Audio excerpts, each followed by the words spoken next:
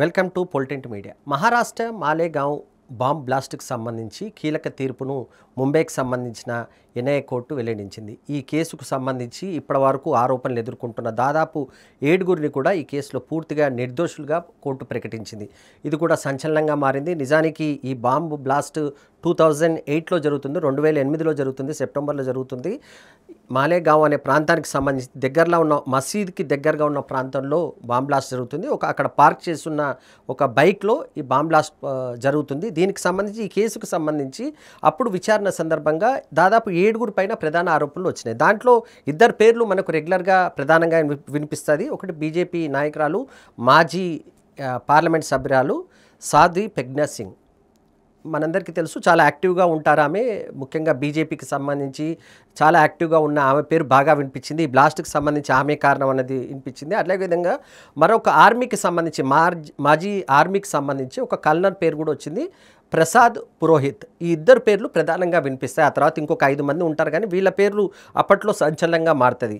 బీజేపీకి సంబంధించిన సాధ్వి పేరు వినిపించడం ఒక రకంగా సంచలనం అయిపోతే దీనిపై ఆమెపైన కూడా కేసు నమోదు చేస్తారు, శిక్ష కూడా అనుభవించిన పరిస్థితి కనిపిస్తుంది. కానీ ఇప్పుడు తాజాగా అంటే దాదాపు 17 ఏళ్ల తర్వాత ఈ పేర్లకు సంబంధించి అత్యంత కీలకమైన ఆధారాలుగా గతంలో విచారణ చేసినప్పుడు సూచించింది ఏంటంటే, ఏదైతే ప్రమాదంలో కీలక పాత్ర పోషించిందో ఆ బైక్లోనే బాంబు ఉంది, అదే పేలింది. కనుక ఈ బైక్ ఎవరి పేరు పైన రిజిస్టర్ అయిందన్న అంశం పైన విచారణ జరిగింది. నిజానికి ఈ బ్లాస్ట్లో 6గురు చనిపోతారు, దాదాపు 100 మందికి పైగా గాయపడతారు.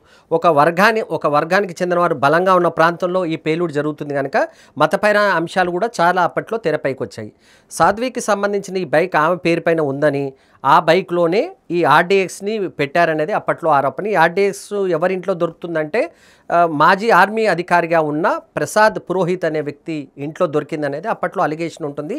వీరికి ఇంకొక 5 మంది సహకరించారని చెప్పేసి అప్పట్లో ఆరోపించారు.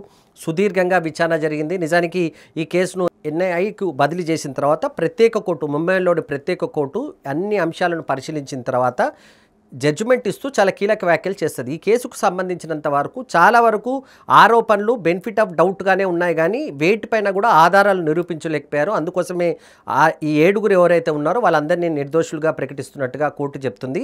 ఈ కేసులో చనిపోయిన వారికి నష్టపరిహారం విషయానికి సంబంధించి కూడా అప్పట్లో చర్చ జరిగినా అది జరగలేదు. ఇప్పుడు మాత్రం తాజాగా కోర్టు చనిపోయిన వాళ్ళకి 2 లక్షల రూపాయలు చొప్పున చెల్లించాలి, అదేవిధంగా గాయపడ్డ వారు ఎవరైతే దాదాపు 100 మంది గాయపడ్డారని చెప్తున్న నేపథ్యంలో దాదాపు వాళ్ళకు ఒక్కొక్కరికి 50,000 రూపాయలు చెల్లించాలని చెప్పేసి కోర్టు ఆదేశాలు జారీ చేసింది. ఈ తీర్పు వచ్చిన వెంటనే సాధ్వి కానీ మిగతా బీజేపీ కానీ దాన్ని స్వాగతించింది.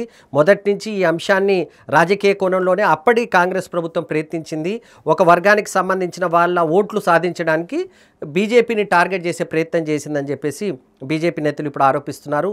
మరోవైపు ఎంఐఎం అధినేత ఓవైసీ మాత్రం ఈ కేసుకు సంబంధించి 6గురు చనిపోయారు, ఎందుకు ఆధారాలు చూపలేకపోయారు, దీనికి సంబంధించి అప్పట్లో ఆరోపణలు చేశారు, కానీ దానికి సంబంధించి ఇప్పటికీ దీనికి సంబంధించి ఇంకొంత లోతుగా విచారణ జరిపించాలి, దీనికి పైన అవసరమైతే అప్పీల్కి వెళ్ళాలని చెప్పేసి ఓవైసీ డిమాండ్ చేసిన పరిస్థితి కనిపిస్తుంది. మొత్తానికి రాజకీయంగా చాలా సంచలనం రేపిన ఈ కేసుకు సంబంధించి మాత్రం 7గురిని మాత్రం కోర్టు నిర్దోషులుగానే ప్రకటించింది.